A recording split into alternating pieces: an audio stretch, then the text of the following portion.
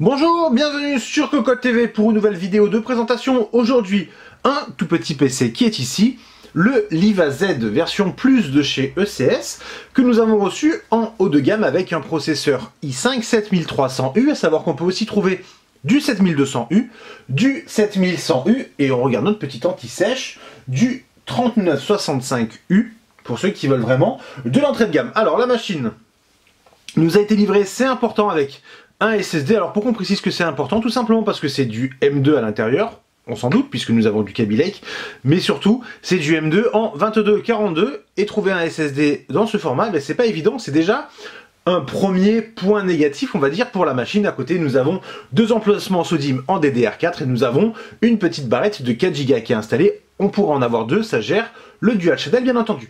La boîte, la voici. Alors nous voyons ici un petit halo sur le logo ECS. Alors à savoir, il n'y a pas de lumière ici, la petite lumière est en bas, on branchera ensuite pour vous le montrer.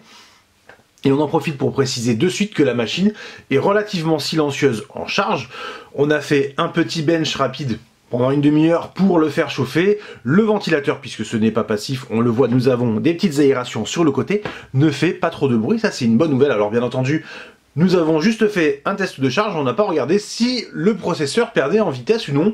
Ça, on le regardera plus en détail lors du test. Bref, la machine, la voici. Nous avons ici 3 ports USB 3, un port USB 3 en type C. USB 3, donc ce n'est pas du Thunderbolt, on ne pourra pas brancher la machine pour l'alimenter ou bien mettre une carte graphique externe.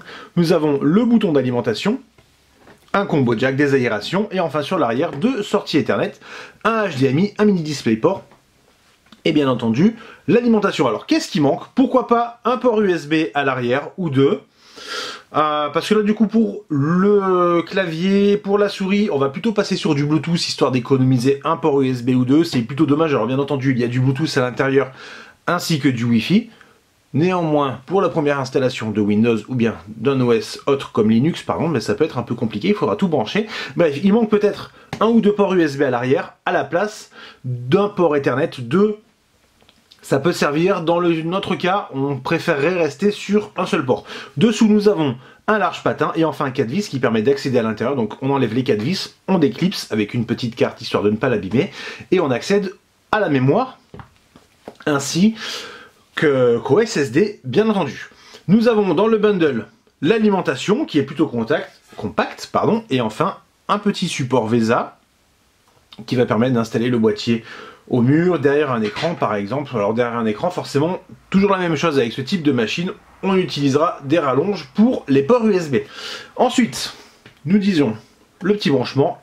Alors, on revient sur l'arrière, certains diront il manque peut-être un Kensington Lock. Effectivement, ça peut servir selon l'endroit où on va installer le boîtier.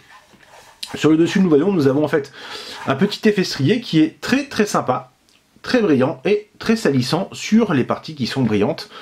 Alors, un petit coup de chiffon, ça part. Bien entendu, comme d'habitude, il n'y a pas de chiffon en bundle, mais bon, ça, on ne va pas chipoter sur ce point. Et on allume, et nous avons juste, donc, ici, un petit halo lumineux qui est quand même relativement discret, peu puissant, ça ne dérange pas dans l'obscurité. Et là, il n'y a rien. Alors on peut dire, oh là là, c'est dommage, mais bon, c'est du plastique, on n'a pas besoin de lumière ici. Ça reste discret, on ne va vraiment rien dire. Alors, peut-être que vous ne l'entendrez pas, effectivement, on ne l'entend pas, le ventilateur est vraiment silencieux au repos. Pour du surf sur internet, pour de la lecture vidéo, c'est un pur plaisir.